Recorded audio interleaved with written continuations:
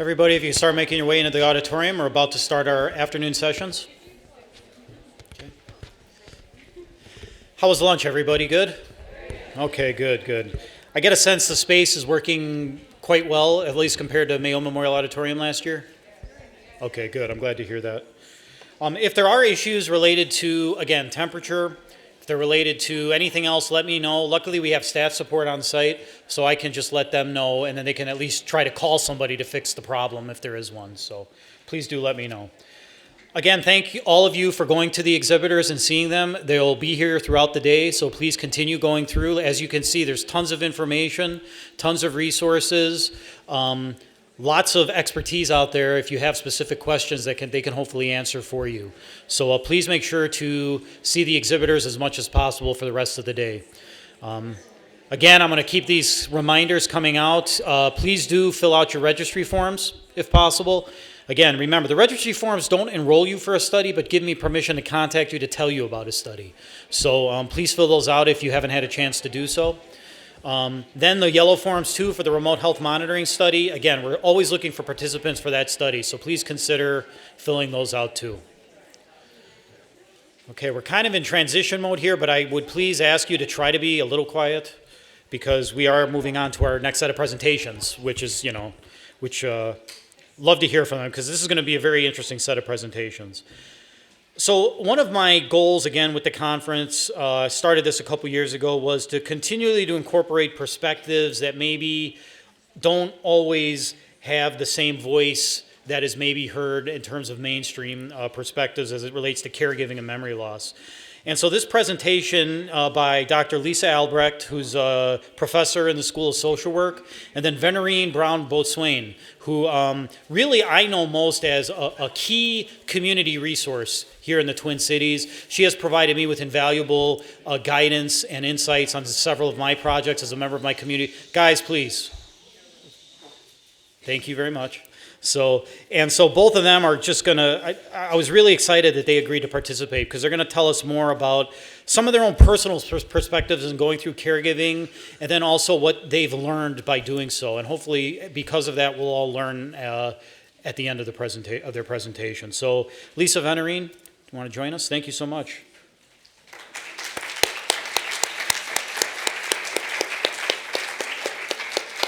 Thanks so much, Lisa. Okay, you guys good on there? Great. Good afternoon. Excuse me, Lisa. Sorry. Okay. Whoops. I've got some slides, but we're a tag team, just so you know this. We're kind of the diversity people. So don't go to sleep on us if you're not black or if you're not a lesbian, because what we have to say is for all of you, and we're adding other things as well. So just so you know that. I was a professor in general college for 20 years, and I moved to the School of Social Work. I don't have a social work degree. I teach social justice, so my work is around gender, race, and class. And I came home late last night from a conference in San Francisco on gender, race, and class. So bear with us, because we're tag teaming, and we haven't practiced like if we were going to the Olympics. I do want to mention two books.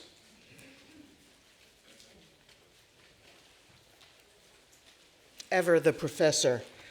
How many of you are familiar with Atul Gawande's Being Mortal? Everybody should read this book. It's about aging. It's not specifically about Alzheimer's, but I've been reading one chapter at a time because it's too heavy for me to read every day. But coming back from San Francisco, I had 4 hours on the plane, and I finished it yesterday, so that was very good. I want to mention, I feel like a lot of this conference is not really talking about the person with Alzheimer's or the caregivers. So question that Dr. Gawande asked is, how do we make life worth living, especially when we lose independence? And that's the question I want healthcare providers to ask. Not just the list of meds and not about the wonderful facilities, because nursing homes have been standardized, and they're not about the people who live there, okay? And many of you know that either because you're living that experience or you know it because that's the work that you do. The other thing he talked about that feels very important is as we age, all of us, what becomes more important is being rather than doing. And nursing homes are places of boredom and not asking people what they need. My partner, that's why I am involved here, is my partner of 25 years has Alzheimer's now. The other book I want to mention is Pauline Boss, who retired from family social science, and it's called Loving Someone Who Has Dementia. And it's the only book, really. I can't read all the books with all the memoir stories, because I got my own and I don't have to hear others at this point.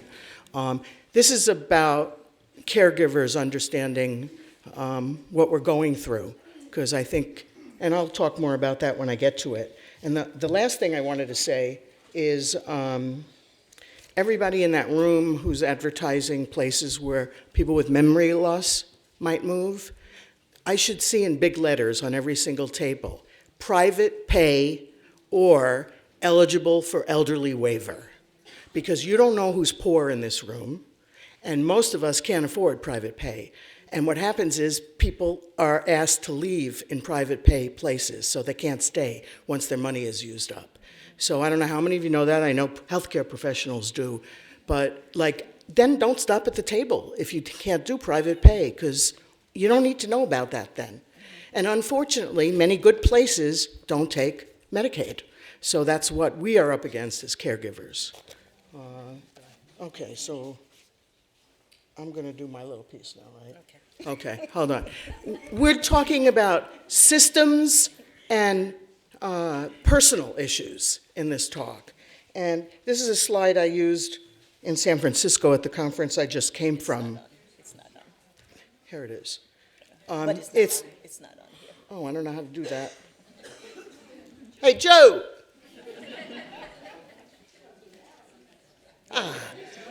I was doing a talk about racism, but it's about systems. So, I know there are social workers to be in the School of Social Work at the U of M who don't understand the difference between systems and individuals. So this is in reference to racism, and we look at things at the micro level. So that would be, if we talk about racism, am I racist? We look at it interpersonally, and that's between two people. But the places that are most important are at the macro level. So at the macro level, we talk about institutional or systemic racism. And we can change the language to fit here as well. So that little building that says institutional, we have all these institutions in this country, and faith institutions, healthcare, education, that are separate entities in their own silos. And they have embedded in those systems things that have to do with racism. And what is really horrible is structural racism. Because what happens there is they all gang up together and make your life even worse.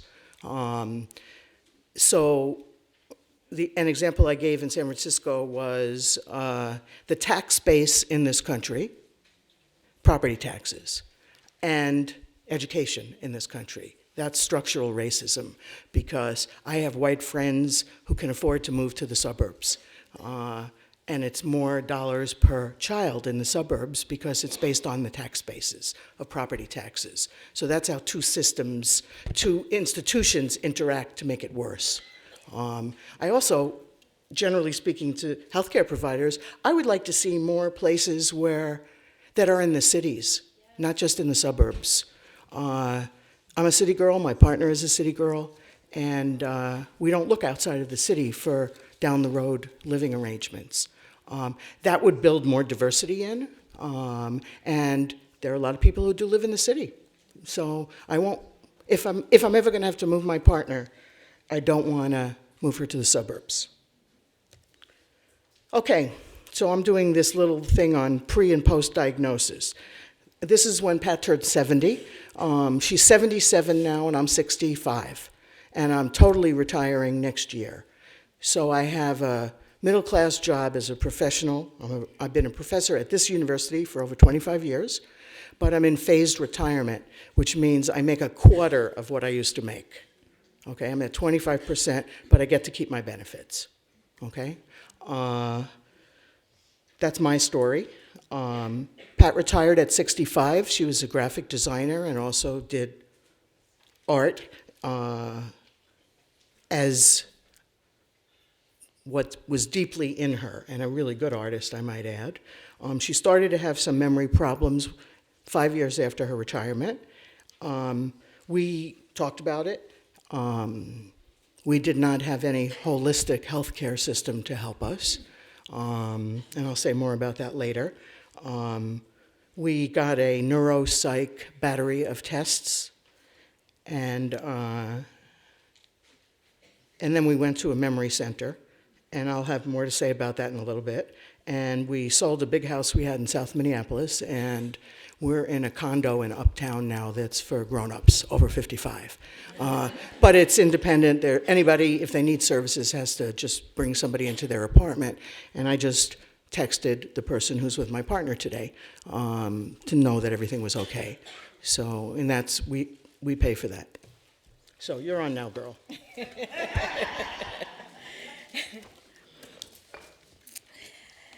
Do you know that Alzheimer's disease is more prevalent among African Americans than whites? Do you know that African Americans are 2 to 3 times more likely to have Alzheimer's disease than whites? According to Alzheimer's Association, the silent epidemic, Alzheimer's disease is the 4th leading cause of death for older African Americans. The number of African Americans ages 65 and over will more than double by 2030, from 2.7 million in 1995 to 6.9 million, and the number of African Americans age 85 and over is growing almost as rapidly, from 277,000 in 1995 to 638,000 in 2030. And this number will increase more than 5-fold by 2050, where it is expected to reach 1.6 million. Environment will be the largest risk factor, where a large number of African Americans suffer from high cholesterol, diabetes, high blood pressure, which are some of the risk factors for Alzheimer's disease. First, I want to say that I do have a PowerPoint. It's somewhere listed in your area, but I'm also going to say quickly, I am not following it. I am not like Lisa. I don't have a picture of my husband, but I'll tell you a little about him. As you can see, this disease is very critical in the African American community, and I question whether our healthcare practices are designed to be culturally aware and practitioners to be culturally competent. Today, I am here to share with you my experience as I maneuver my way through this healthcare maze on the various bureaucratic systems that I have encountered. As a Black woman, the lens I use to view my experience as I journey through this maze are the lens of racism and oppression. This is the thread that is weaved through this country. We're able to see the big injustices of racism and oppression, but unaware of the day-to-day microaggression that it presents. As mentioned, my goal is to share with you the impact of the bureaucratic systems of healthcare, social service, and the community agency, and sometimes the experiences of lack of respect or attentiveness to who I am as a person, and the inordinate amount of stress it has added for me as a caregiver. I want to acknowledge that this disease brings stress to all caregivers. However, as a person of color, operating in a system where racism is a part of the fabric of the society and the inattentiveness to its presence makes life even more difficult for me. I am a caregiver for Cedric Boatswain, and Cedric was diagnosed at age 53 with Alzheimer's disease. Cedric is now 64 years old and is no longer living at home. He's in the late stages of Alzheimer's disease. Cedric and I have been married for 35 years, and we have 2 children, one of which is sitting in front there. You go ahead. Go ahead. You want to say anything? You go ahead.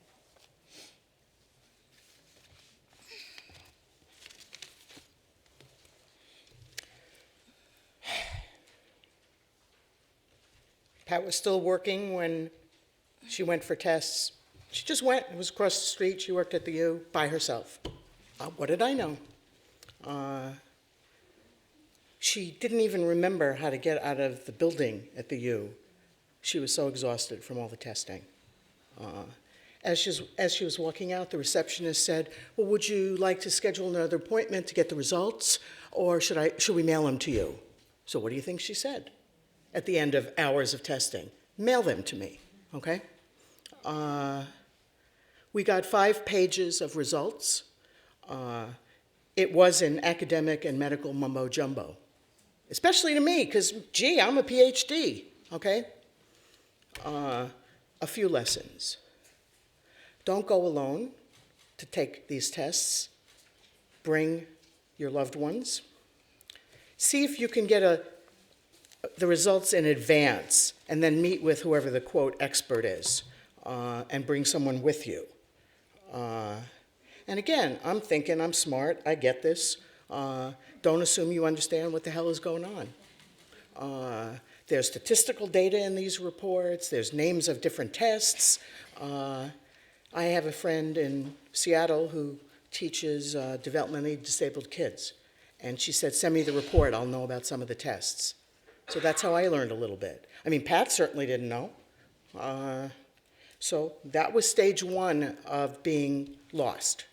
And I'll stop there now. We knew that something was wrong with Cedric. At least my children knew. I kind of not paid attention to it because Cedric, as an engineer, lost his job with the company that he worked with and had gone back to school to be a math teacher. So I thought that he was going through some depression because of the loss of job. Then my daughter came home from college, and she said, "Oh, my dad is OCD. My dad is OCD." And I said, "Well, what do you mean by that? What do you mean your dad is OCD?" She said, "Mom, don't you see how my dad is going from the top of the floor to the bottom and continually going?" And I said, "Oh, yeah." So then I began to notice the behavior. I knew that he was forgetting stuff, but I wrapped this up as part of his depression.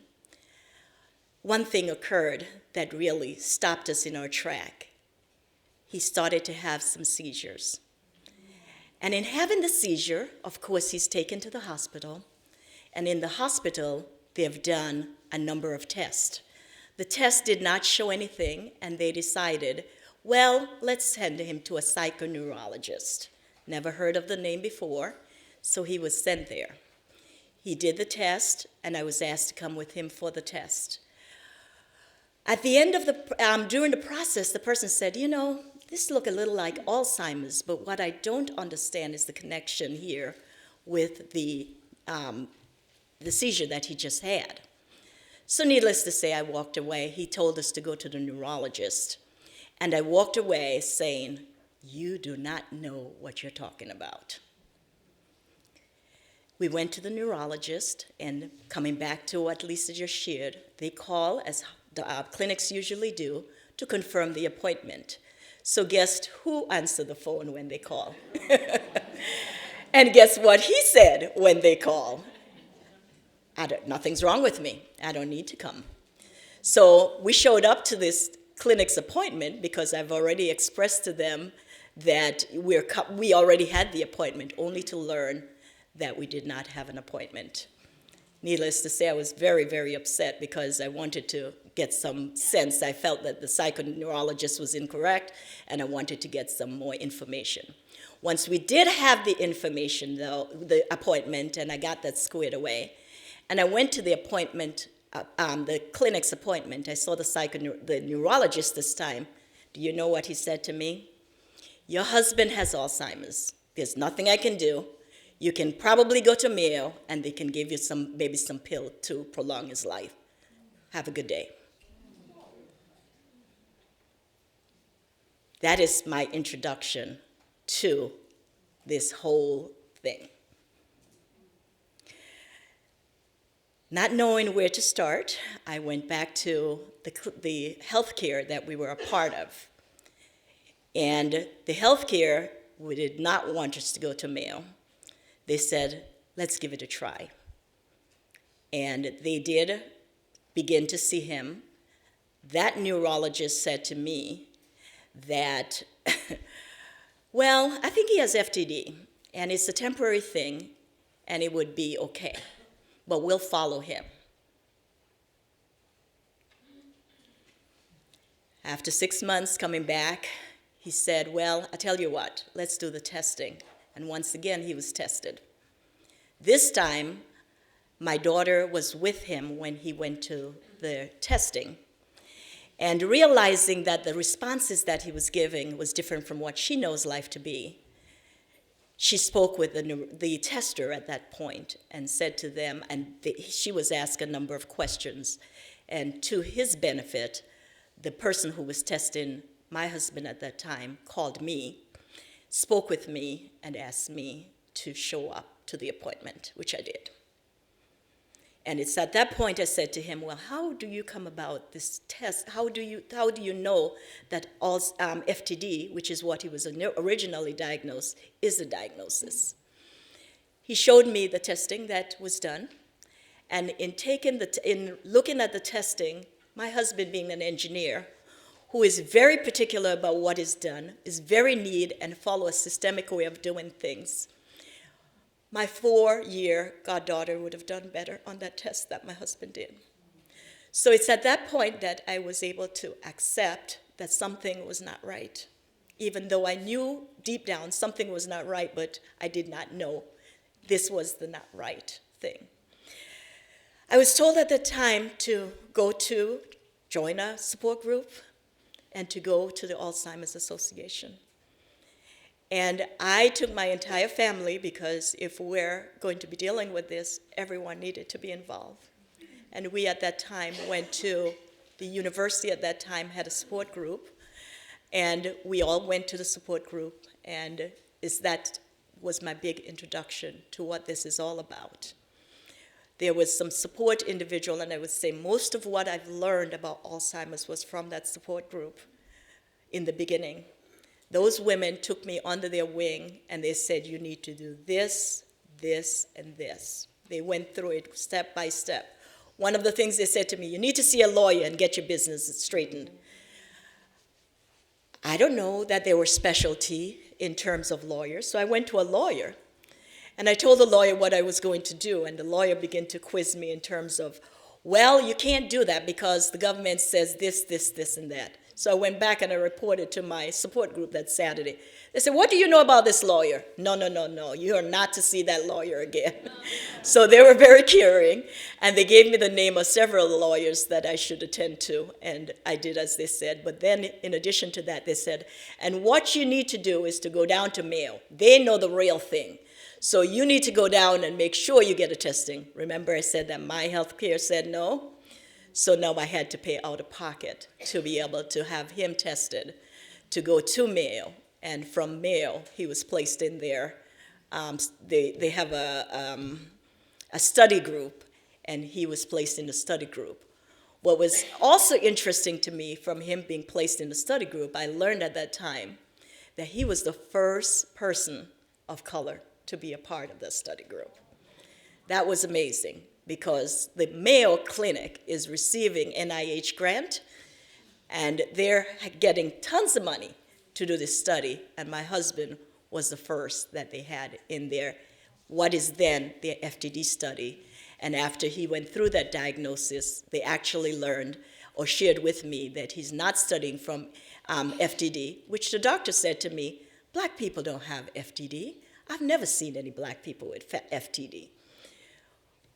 Well, how do you know? If he's the first one, how would you know that they have FTD?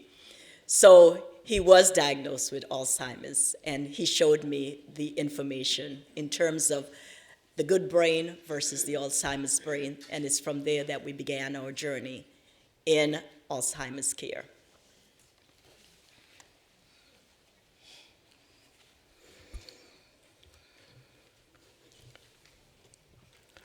Mild cognitive impairment, that's not a big deal. That's what one of the reports said. What did I know?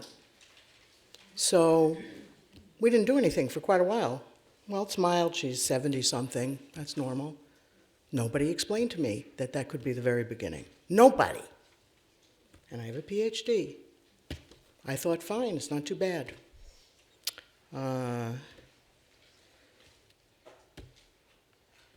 We did find we went through a memory clinic that was supposed to be holistic.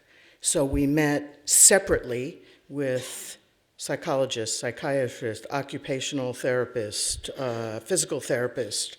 And then we came back for the big conversation, and one person came, not any of the others, and said, you have Alzheimer's, now who's your primary care doc? We're going to prescribe this, and we'll make sure you can get it renewed from your primary doc. See you in a year.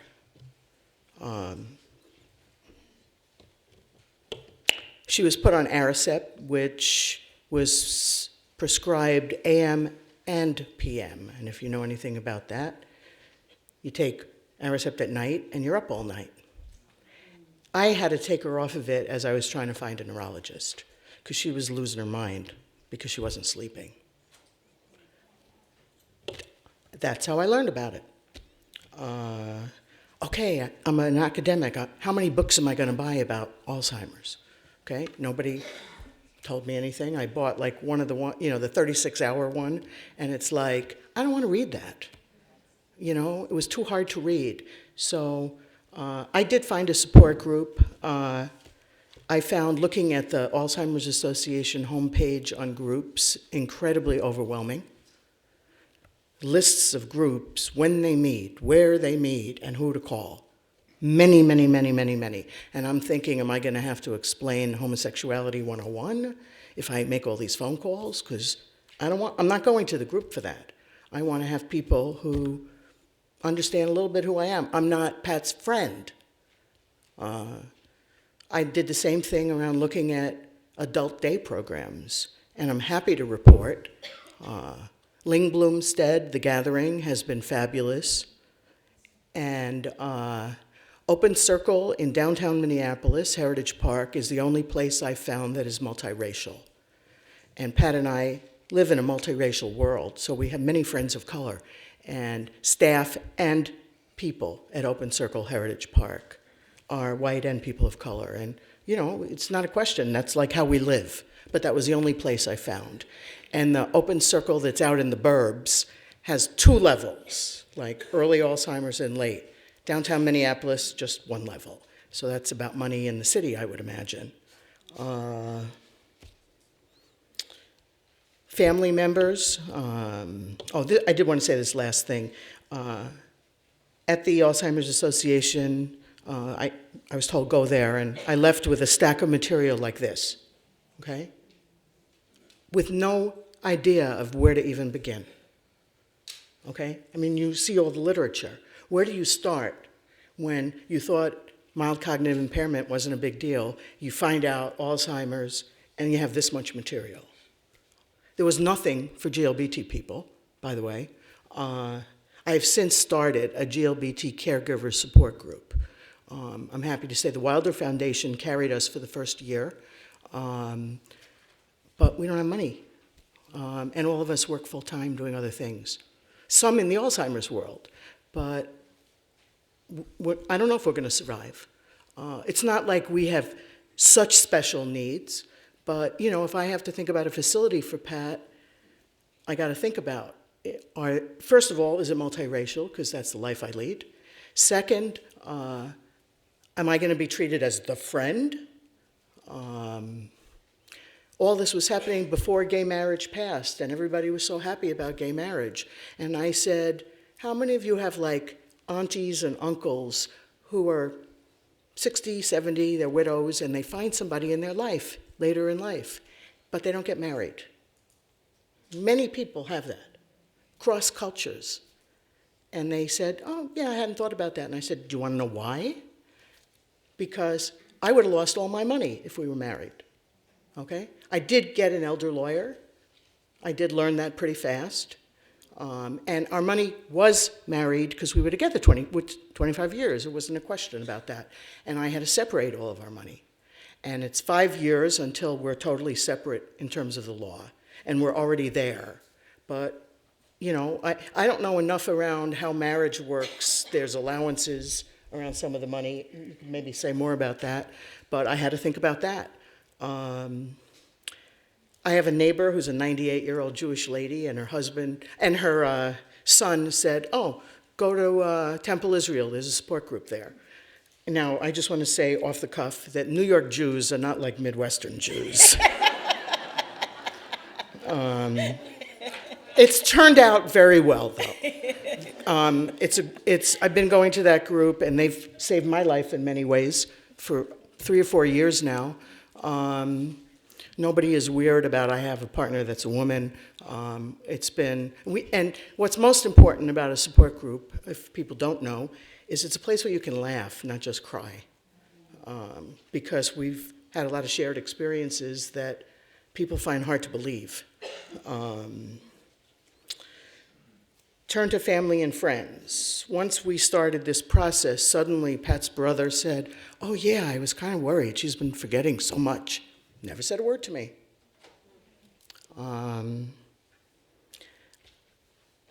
You lose friends and family when you get a diagnosis. Many people do, more than imaginable. Because I think people don't know how to look at you and say, especially if they're in your age cohort, this is really scary. I feel like I could catch it. Pat has dear friends that love her, love her, love her, and she used to spend lots of time with all the time. Gone. They don't have the patience. Just gone. I mean, a few are still around. My social circle, they have other things to do. I know everybody works. It's hard to make a living. I get all of that. But don't say you love us and not show up. I'm now paying people out of Pat's money. But that's a really important lesson. I was angry for 2 years about that. And then it's like not worth my anger anymore because I have to put so much energy into being a caregiver. I also recommend you get a therapist if you can afford one. I have a therapist who's helped me through a lot of this. So that's some of what I've learned, but there's more, and I'll tell you more later. Again, this is a person, me, who knows how to work through systems. And this is how it's been for me.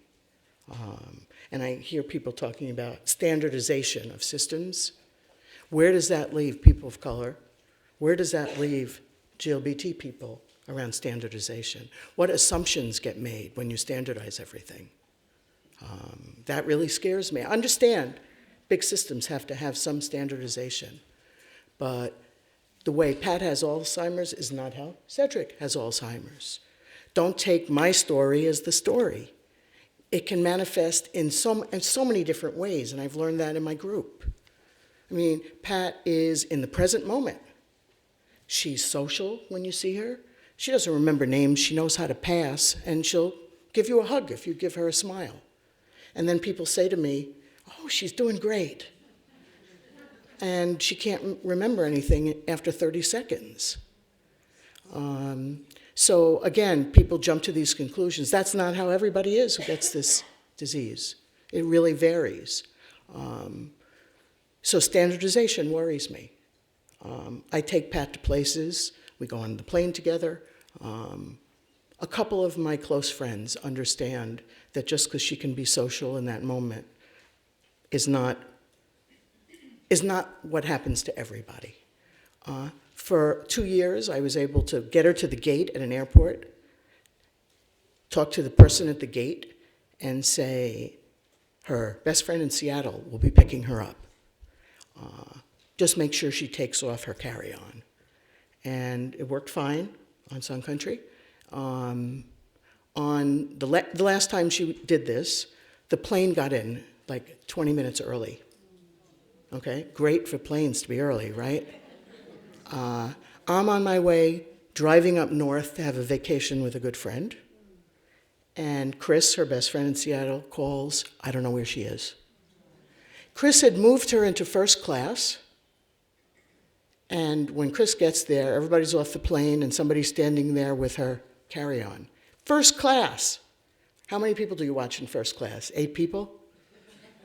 And I said, could you make sure she takes off her carry-on? Nobody did anything to help her. We were calling back and forth for 2 hours. 2.5 hours later, as Chris has sent pictures out to the police and talked to the airport police, and Sun Country took no responsibility, because once you're off a plane, it's not their responsibility. 2.5 hours later, Chris is going through the airport, and Pat's in a store, and it's like, hi! Lives in the moment. She was just shopping and looking at things. So, that's how it manifests in Pat. That's not how it is with everybody. But now I don't want to put her on a plane alone anymore. So again, it's like you learn by the stuff happening. And that, again, my story doesn't look like some of the other stories in here. And don't assume that if you're a healthcare professional. I'm going to stop and let you go on, my dear.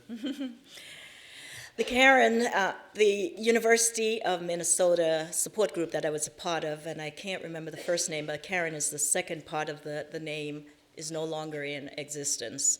So I'm now with a support group with the VOA. Dorothea, the person sitting there, is the social worker that leads it. And it's it's a support group for African American individuals. And I would say to you, going to the support group is just such a benefit, because relationships are important when we go to the support group. And while I benefited a lot from the Karen's group, it was more a business type of interaction. Here we have fun. Food is a part of it. The discussion is there. We laugh with each other, and we really, really respect and care for each other. If someone passed, as many of us try to get to the funeral to support them, and we're just a wonderful group of individuals, I think. Thank you, Dorothea. And Miss Annie, the lady sitting next to her, every time we meet, she has a baked cake. She loves to bake, so she brings cake. So you got to watch the pounds that you're putting on. But it's a nice way of saying to each of us, she cares and she loves us.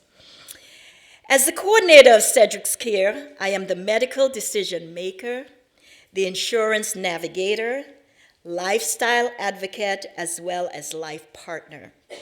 I am forced to deal with the separate silos: healthcare, social services, community agencies, and their various systems. Each has its own way of communicating, its own jargons, and its own path, and they're not aligned, which then become their own roadblocks. What this brings about is stress. An example of a silo is when Cedric was really failing, coming really low in his health, and I took him to see his neurologist. The neurologist did not feel that he should continue to come into the center, and said that he will suggest that they come and visit him. At this time, he was in an assisted facility. He thought that should be okay because the health center had a facility close by. He gave me the number to the department that I needed to contact to make these arrangements.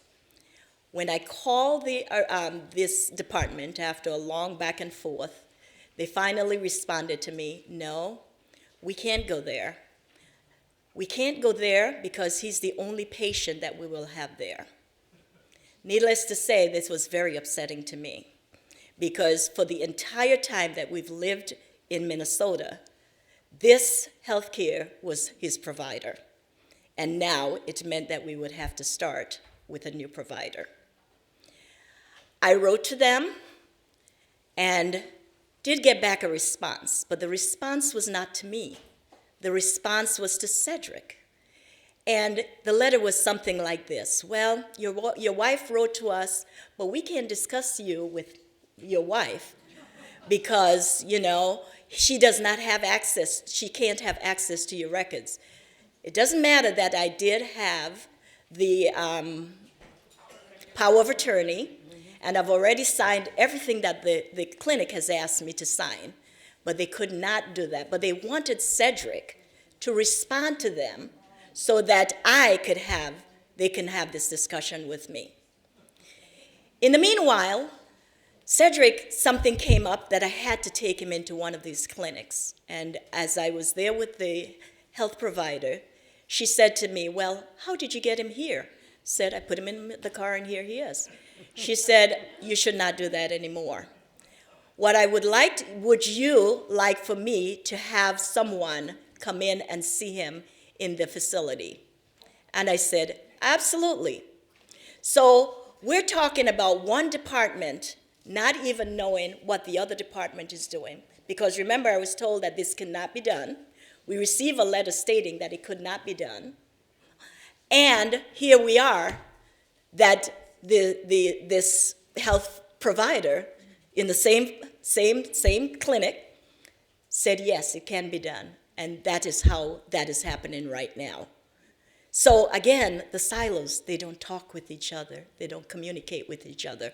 Meanwhile, until this was done, I'm stressed because I'm concerned that I will now have to select another provider for him and working through this process. Now, one of the other examples I want to share with you, I think most providers in this room can agree with me if you get some form of medical assistance. We worked with Hennepin County, and with Hennepin County, there is a spend down that we have to provide. And with the spend down, you have to identify who is the provider that you would like to receive this spend down. I did that. I filled out all the forms, made all the payments, and then all of a sudden, that stopped. I was sent a note for another provider to receive this spend down. Of course, when I talk to them, they don't accept spend downs. Now, I have to figure out, first off, why was this change made? Who made this change? And calling Hennepin County is like, I don't need to say anything more. You are just going around in a circle, eventually sent to the state, who sent me back to the county, and it's back and forth. More stress. Only to learn that I learned later that all I had to do was just fill out another form. But when you fill out this form, then somebody else decided this is the person who needed to get it. How is this done? I don't know. But I'm told that this happens quite frequently. So when these things are happening, I am persistent. I am Cedric's advocate. I have been his wife for 35 years, and I would feel very neglectful if I did not do this.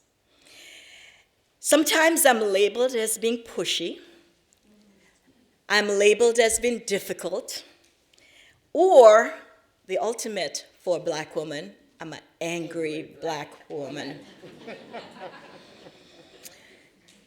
The same individuals who would rather label me and judge me do not look at their practices, their silos, and their systems that they dwell in and they have created. What I hear is what I want to help you. Help me? My question is, how are you helping me when I'm going through all the stress for all these roadblocks that's placed in my way?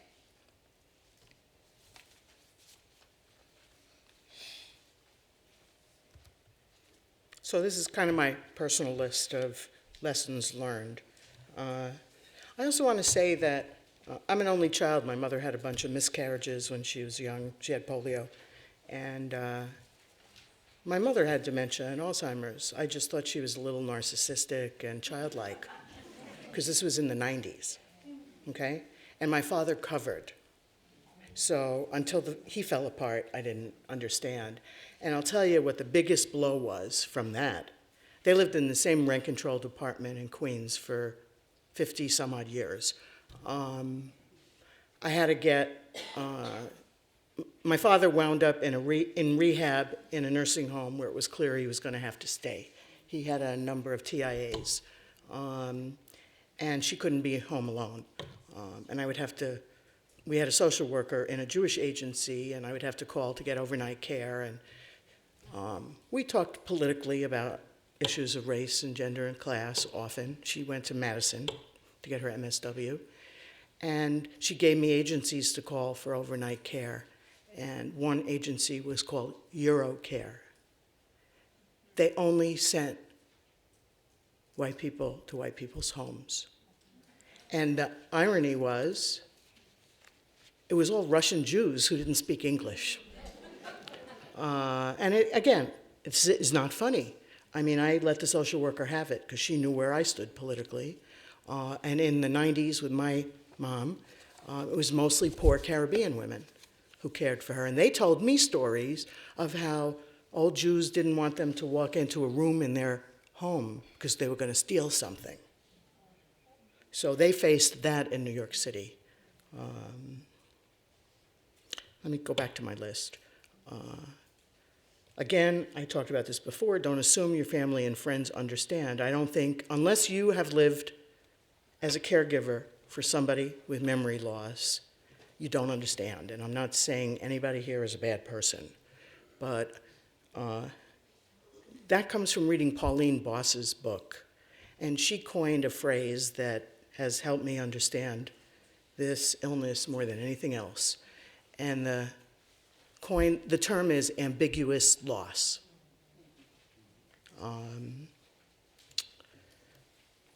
She's there, but she's not. Oh, she seems better today. I wonder if that means she's better. No. The person is there. It's not stage 4 cancer where you know stuff is going to end soon. Okay?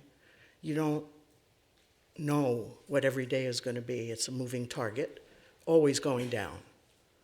People ask, and I say, well, what do you think? She's not getting better. So again, I have friends who have lost loved ones, and then you begin to heal.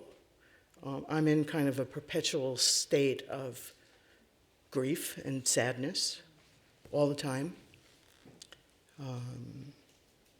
because she's there and she's not. I learned also I can't give everything up to be a caregiver, and that's for anybody. Like, I do a lot of work politically around the country, around issues of gender, race, and class, as well as here, and I'd be dead if I didn't do that. And it means I have to pay people to stay with her. It means a lot of things. I've had to cut back on a lot, but I haven't given it up because that's the thing that feeds me. I can't have an intellectual discussion with my partner anymore. That's gone. I have to have that somewhere to be challenged. So any of you who are doing caregiving, again, we become more and more isolated because that's all we do. Those are the worst things that could happen. I have meet with an elder lawyer. Again, I got a little bit lucky on that at the front end because I got power of attorney quickly. But I had the same kind of thing. Isn't that interesting? It's in the system, but you go see a doctor in the system and they don't want to talk to you, even though I've already made sure everything is filed in the system. So power of attorney works sometimes. It's important for caregivers to really pay attention to anger and stress, because caregivers die first, if you don't know that. We die first because we don't take care of ourselves at all, or we wait until it's pretty bad. You know, I have inherited my mother's osteoarthritis, and I know when my joints hurt how it's connected to my stress. I'm very bionic. I have a lot of new parts. And my mother didn't have that. You know, she was in pain her whole life. But I know how my body feels when the power of attorney is lost. Or if somebody says, "Is this your friend?" As, again, a New York Jew, I've learned a lot about what it means to be patient. I talk a lot slower than I used to. Some of you who know me might know that. If we're out socially and we have friends with us, it's very hard for Pat to follow the conversation. So she's more quiet socially, and she tries to be present, and she covers. And it's almost like I can see the wheels in her brain kind of clogged with, what is it called, the amyloid, whatever it is, because she's working really hard to try to remember, to try to follow. And people, if she finished her sentences for her, I mean, what is that? It's disrespectful. And again, these are friends. So it's been interesting for me to learn to be patient. It's really a challenge. I mean, I've lived here 30 years, but I'm still a New Yorker. The last thing I wanted to say is it really is important to have some humor in your life. As Pat would say, humor, not humor.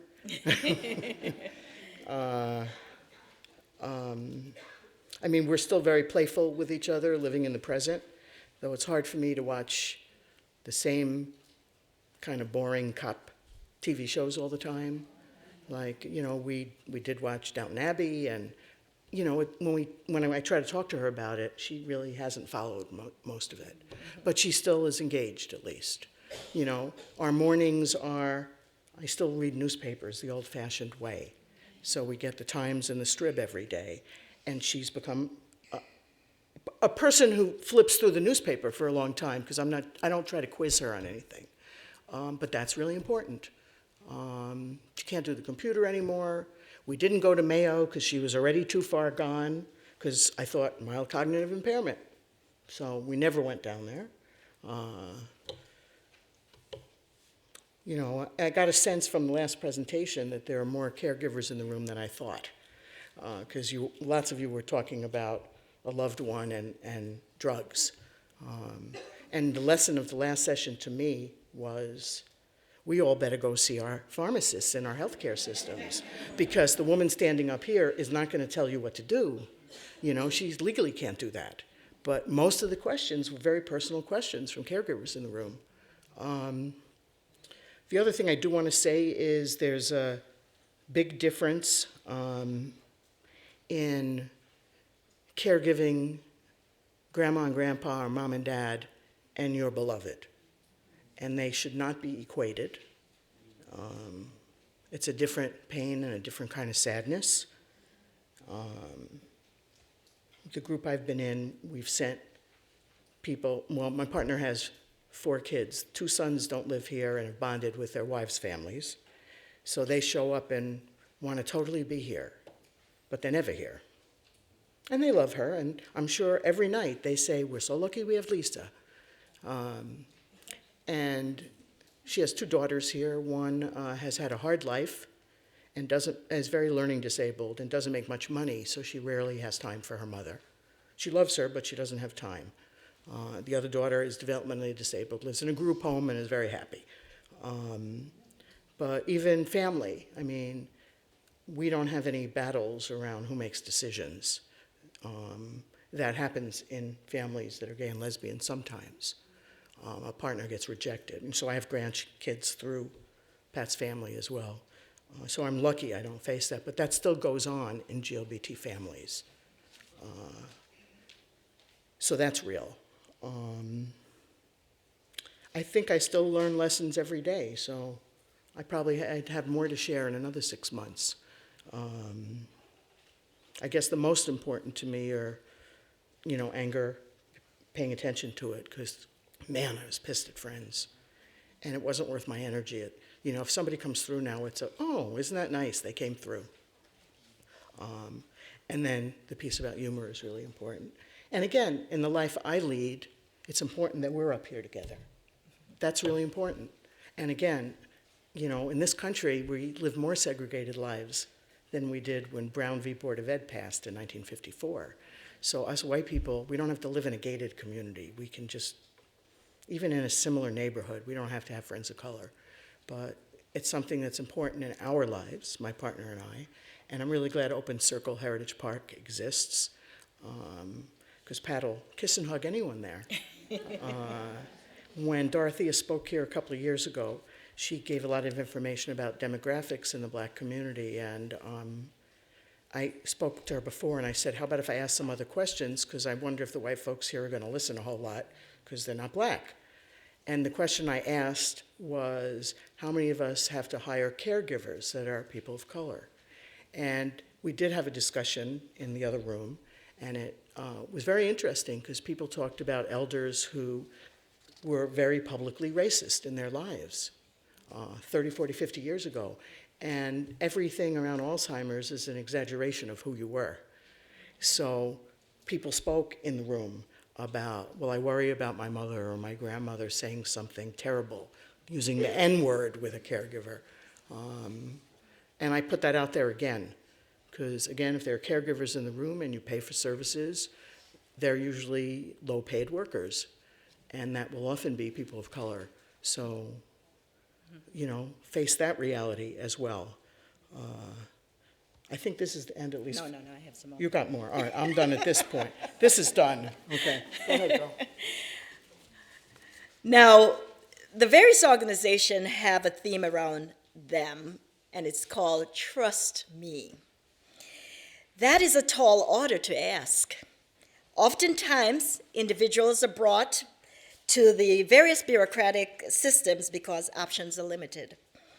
When an older African American interacts with a various system, trust is not automatic.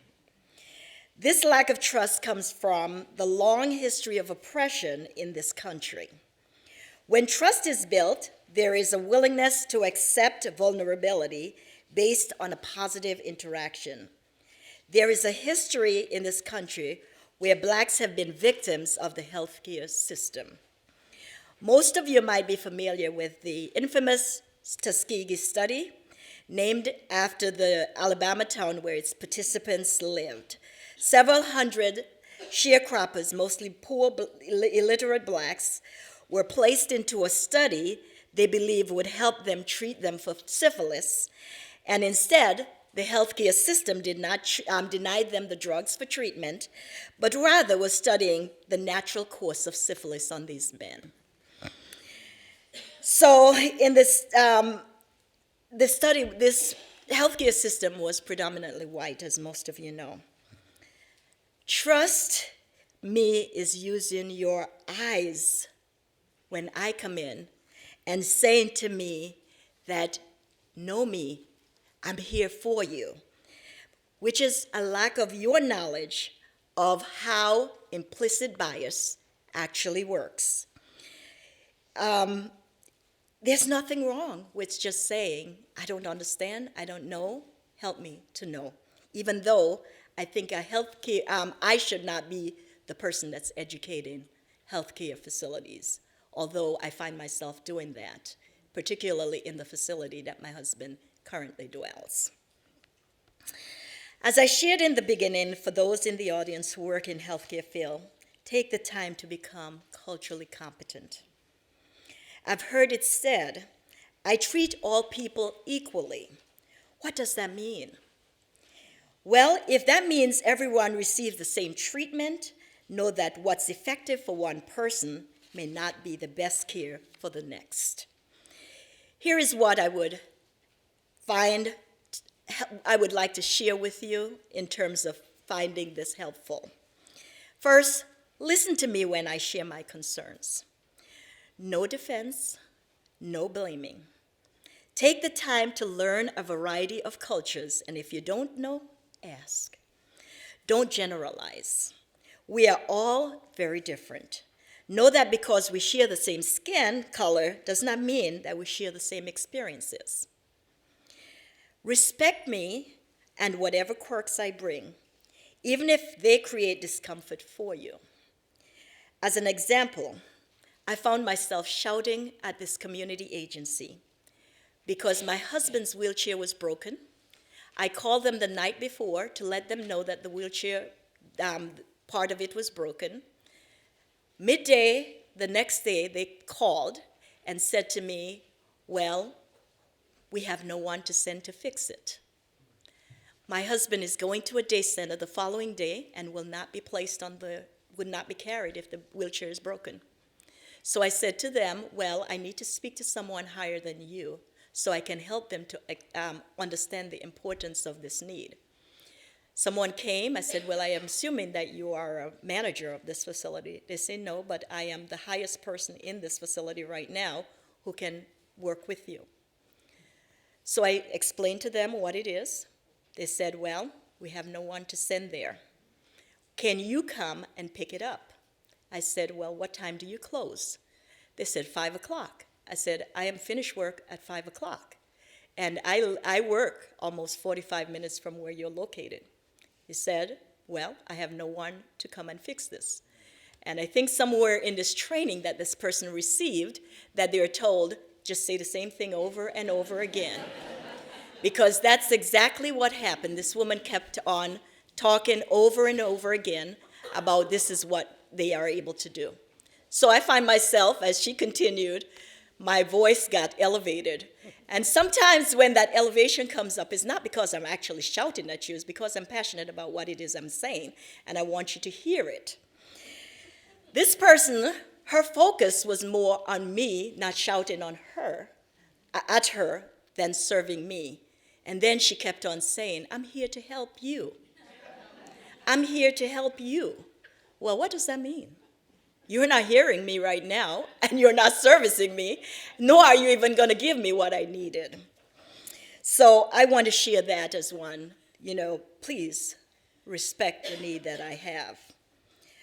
Also, don't assume that because I speak with an accent that I can't understand you or understand what you're telling me. I had another experience where I was speaking to this agency about a bill, and the woman said to me, well, I tell you what, I will speak to your social worker, and then she can explain it to you. Now, I have a master's degree, and if you're going to tell me something that I need to be explained by someone else, then there is a problem. Again, this is what gets the anger up. Because, in my head, I may not need to go there, but I do. I wondered, if I was white, would she be telling me this stuff? Yes, she would. Well, that's good to know, at least. Do not blow off complaints of racism. I have been told, I don't believe that the way that this person is dealing with you had anything to do with your race. Now, how do you know that? There is something called implicit bias or unconscious bias, which can make you unaware of your own biases against or unawareness of certain issues as it becomes race. It is not a sin to acknowledge that you have some biases. Something I must say this on the side. I've lived on the East Coast before coming to Minnesota. I've lived now in Minnesota for 24 years. And Minnesota is the only place that I've come across where people are having difficulty talking about race. The only place, and if you're unable to talk about it, how can we just help each other here? This is the only place that people have this difficulty. So know that it's not a sin to talk about that, but knowing how race and biases that you may have impact others is absolutely important, and it places you in a better position to serve others. When I ask you to walk with me in my journey, understand I am not an angry black woman. Help lower my stress. Become culturally competent and respect me as an individual. Know that I'm able to think, talk, and make decisions. And know that when you meet one black woman, you are meeting one black woman. We are very different, and we are here to be serviced like any other person to be serviced.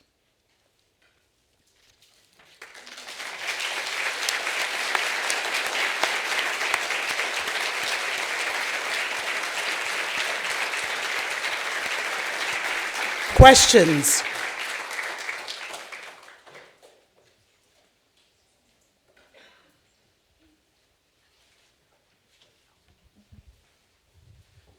I don't have a question, I just have a statement. I want to thank both of you for telling and sharing your stories and experiences. The statement was made about coming to Minnesota, and, you know, when you're a person of color, and I've been here all my life, and I have always hated the phrase Minnesota nice because we are not Minnesota nice. And when you're a person of color, you experience that every day. Mm-hmm. So I appreciate your statement about what you went through with your husband about the kinds of services that you received, because people don't hear you and they make a lot of assumptions. I married my husband, he's of German descent, so when I first started receiving benefits out of my new name, a lot of eyes turned because, wow, that's a German name, but look at you, kind of thing. So it's just a statement I wanted to make. I appreciate hearing from you, and it is, we have to work better from a care point of view and also from someone who needs the services about patience, because it is a test of true patience.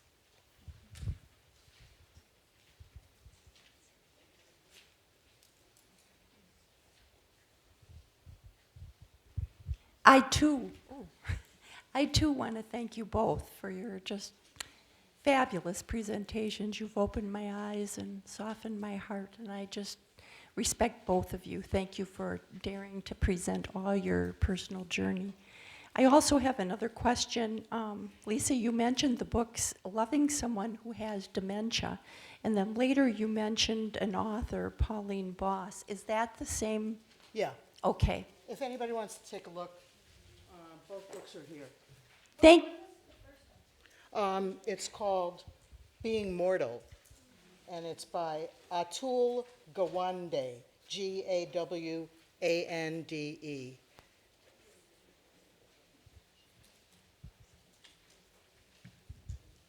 Lisa, Pauline Boss has I don't know if I think it's an earlier book, the Ambiguous Loss book. That one is also excellent. Yeah. Ambiguous loss. Ambiguous Losses? She has practitioner books, and she retired because she wanted to write for a more general audience. She didn't want to keep doing academe, interestingly. And we invited her to our support group, and she didn't want to take a penny. And she said, buy some of my books. She didn't bring them, she just told us. And she sat us in a circle, and we had a conversation. That's the kind of humility she brought. And I emailed her and I said, we were colleagues. You retired, I was still here. And I told her how much the concept of ambiguous loss meant. And when we tried to book her to come to our support group, she had been on 5 different continents that year. So if you haven't, it really is an important book. Yeah, we tried to invite her for this conference. Hasn't worked out, though. I'm going to keep trying. But Good.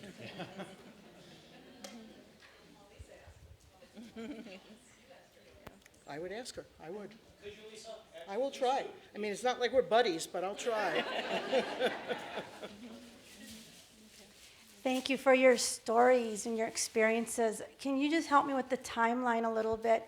You both shared so many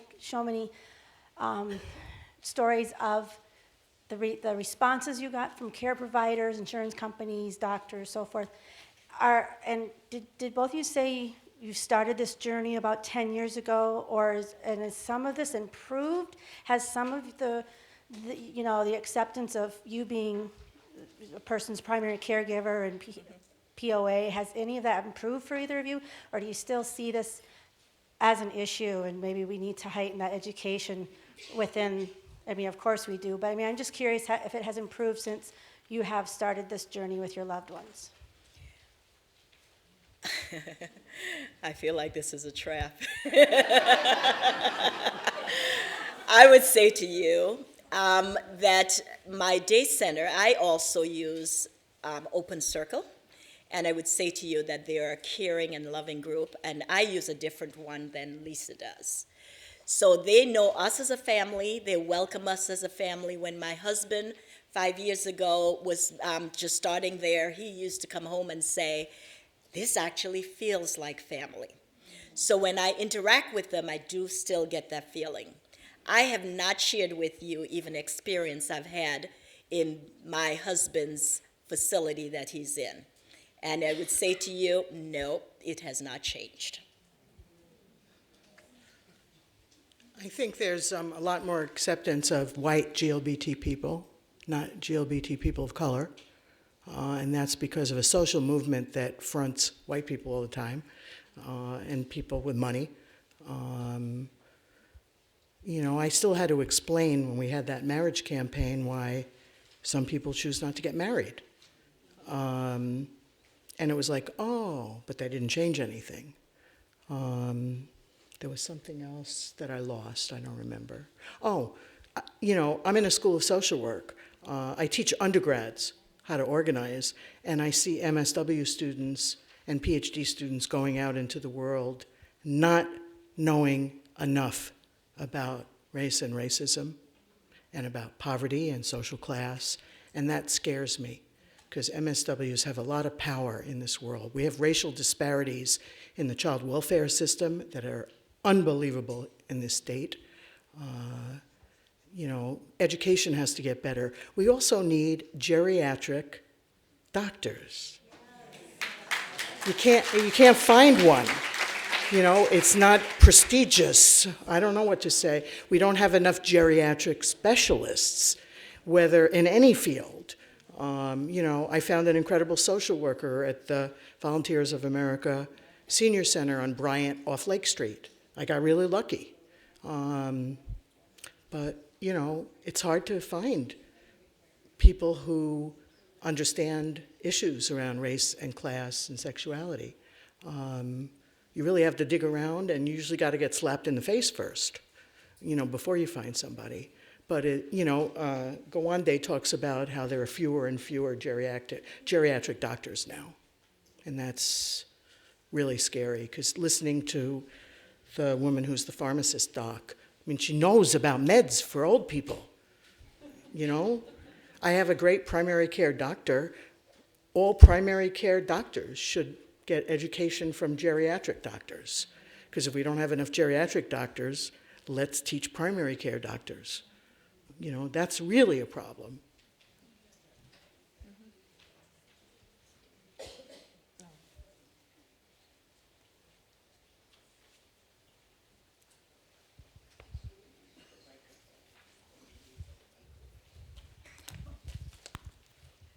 I just wanted to add that you can use a geriatrician as a consultation, so it doesn't have to actually be a primary care physician. So that's one way to use few people. Are there many in the state? No, there's not enough. You're totally right. But a consultation can be beneficial too.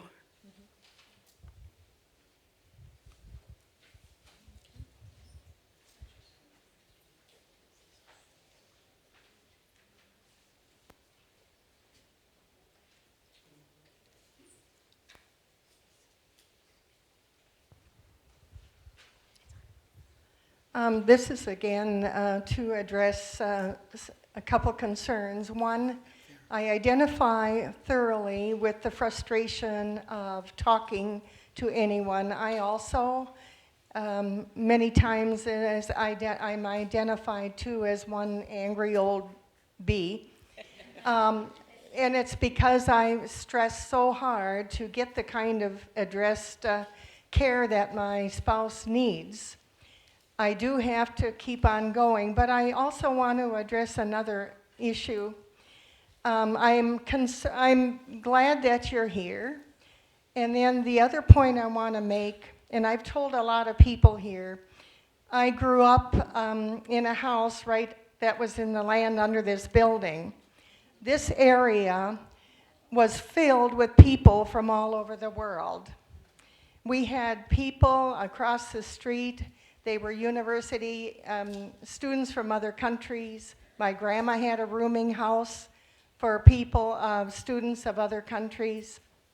This whole area was filled with people from all over the world. And we did get along good. We had people of color in the neighborhood, welcome as anyone else. We had the Pillsbury House, high-ranking people of sports that would go through the Pillsbury House getting awards. One particular man stands out. His name was Wally Collier, involved with boxing and with working with youth. We had people from Denmark and Sweden and Holland and Norway, and we had people from the Caribbean. One of my dear friends was also a dark-skinned lady. She actually and her family lived up in northern Minnesota, and we were great friends. I worked with people of color in my job. So I would urge you both to be kinder to we Minnesotans. We've been having people from all the world here ever since the beginning. So if you could appreciate that for all of us here in Minnesota, we'll maybe appreciate you from New York. Thank you. I would just say that, as a white person, we've been asking people of color to teach us for 500 years. And it's about time we went back to some of the roots you're talking about. At a certain point, anger is important. I joke with my Minnesota Jewish friends. And I have, we laugh about it. They're kind of like Minnesota Lutherans. I'm using humor here.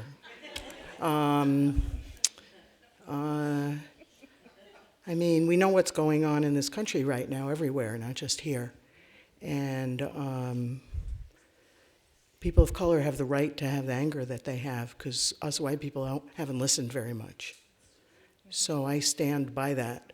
And I'll tell you, I've been doing this work for 30 years, and I have survived being called a racist.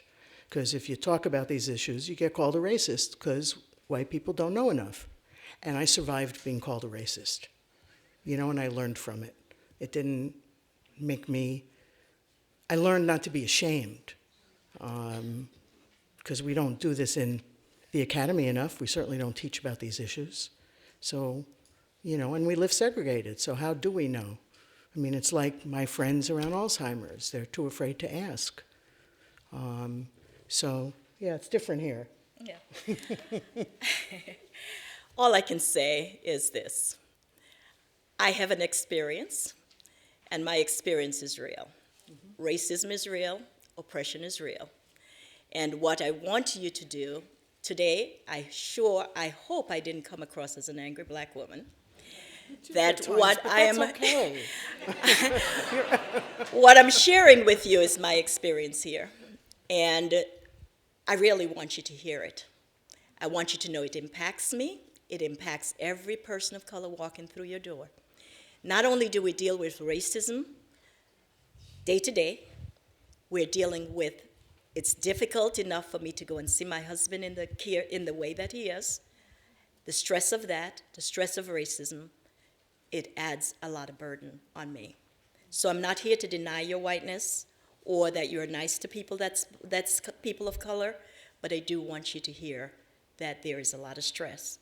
There's lots of microaggression that goes around.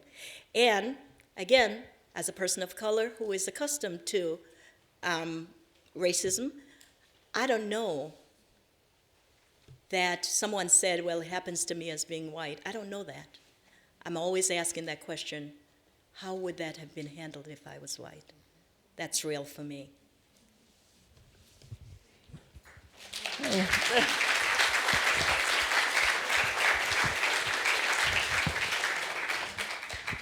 Hi, I'm address a couple issues here. First of all, I'm a nurse at Mount Olivet Day Services, and we have a broad section of ethnicities, and I hope that if you come and visit us, you will find acceptance, and everybody here is welcome to take a tour, a luncheon tour, and find how we are. And we employ lots of outside entertainment, and you name it, education. We educate our people immensely. Elder waiver?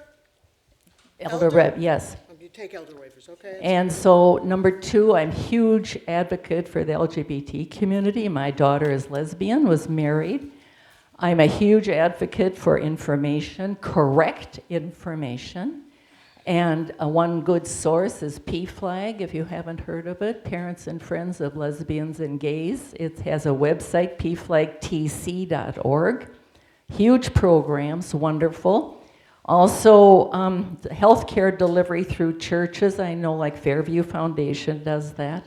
Try to include LGBT healthcare barrier information through these avenues. I'm working diligently through my church to get this information into my church. We're making progress. But in your churches and your community, have dialogue, get informed, read multiple books, study, do whatever you can to get informed about our LGBT community. So I would suggest that would solve a lot of healthcare challenges if we are informed and start talking about it. And ask if somebody says their son or daughter is lesbian or gay or trans, bi, that you really tell me more is a good entry. And curiosity is our greatest gift for education. And I just urge all of you, through all of your avenues you have, we can as a group do a huge impact on racism, LGBT, all kinds of barriers that we need to talk about. But having correct information is number 1. Thanks.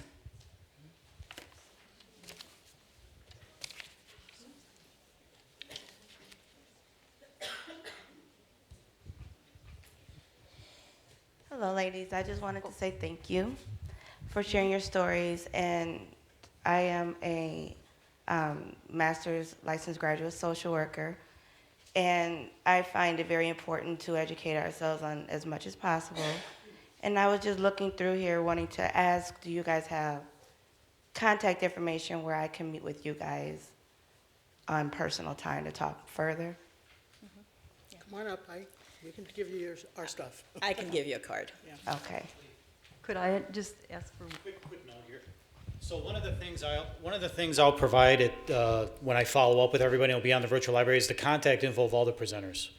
So you can contact any of them at any time, and hopefully you don't mind. But I mean, that's what we're going to do. So.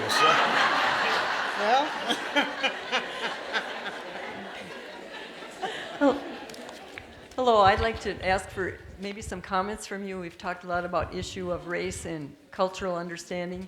And in some facilities where many of the residents are white, many of the nursing assistants and nurses are other races, and including maybe many immigrants or recent immigrants from Africa, many different countries. And I wonder if anyone would just like to provide any insight to promoting understanding and relationships in those situations. Mm-hmm.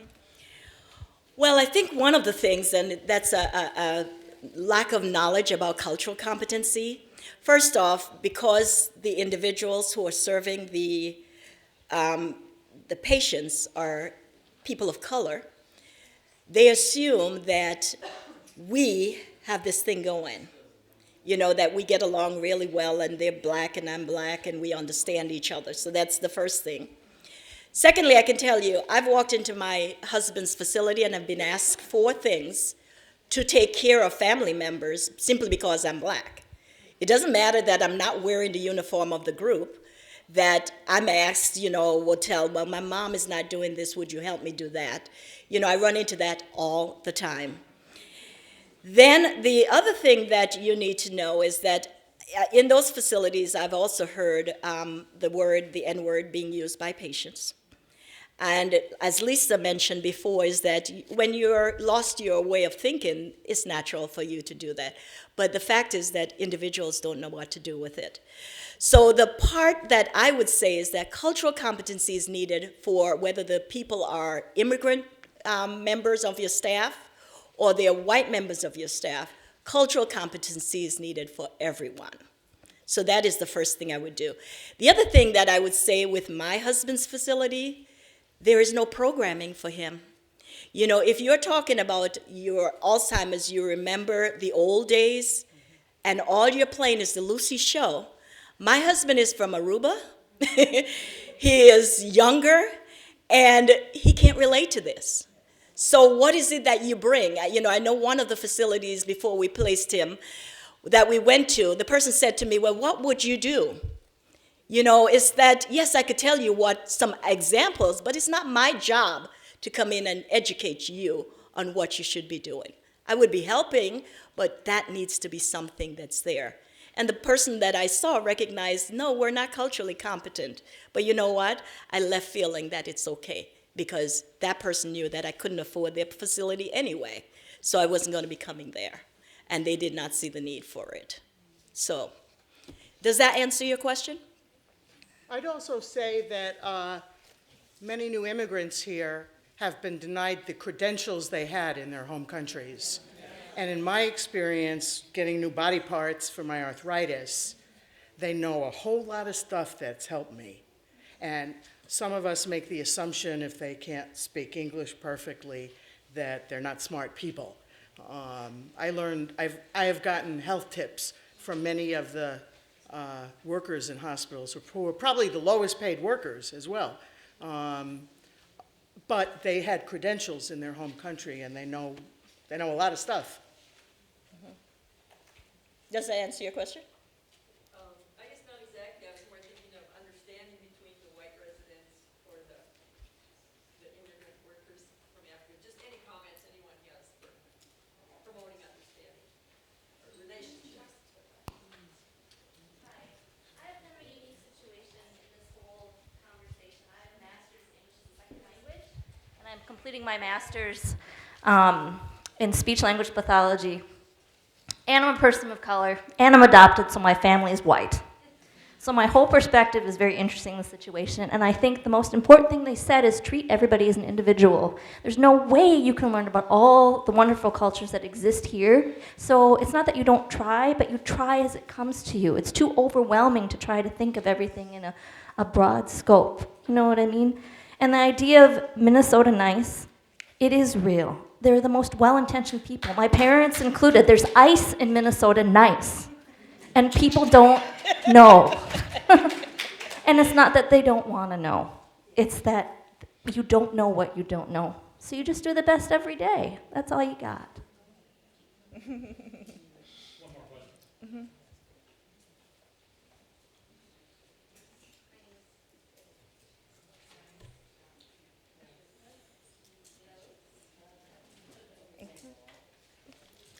That's it. Thank you.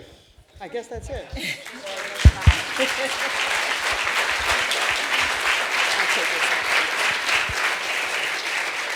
Thanks, Lisa. Thanks, Venoreen, so much. Really appreciate your time today. I want to thank all of you. You know, this is not an easy topic to discuss. I mean, it just isn't. I mean, I think we all know that, and I know there's probably a range of opinions in the audience. But I want to thank you really for such a conversation that was useful, and I think a good exchange of information took place here. And I appreciate that, so thank you very much. I was glad to hear about Augustana Open Circle being seen as a positive resource. Remember, Augustana is here as an exhibitor, so I really appreciate that. And definitely go check them out.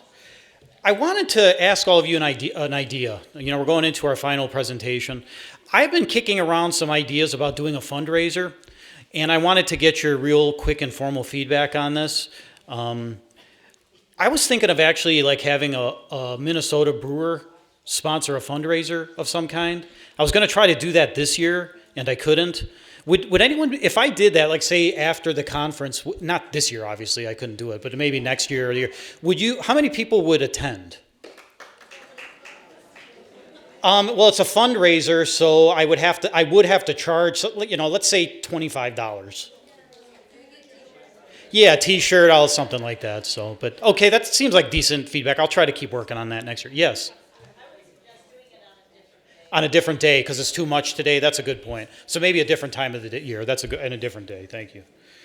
Okay, we're going to be moving into our final presentation. We have some extra box lunches out there, and I really would hate to have them go to waste or even compost, so please take some of them. If you have family members or friends or others who could enjoy them, please take them. I'd appreciate that. Remember, please fill out your registry forms. We are still actively recruiting for the remote health monitoring study, that yellow form, so please fill that out. Check out the exhibitors. Also, is anyone interested in taking a group photo of any kind for promotional materials? If so, see me out in the general area, and we're going to take some pictures if you'd like. Otherwise, let's come back at 2:30. Thanks, everybody.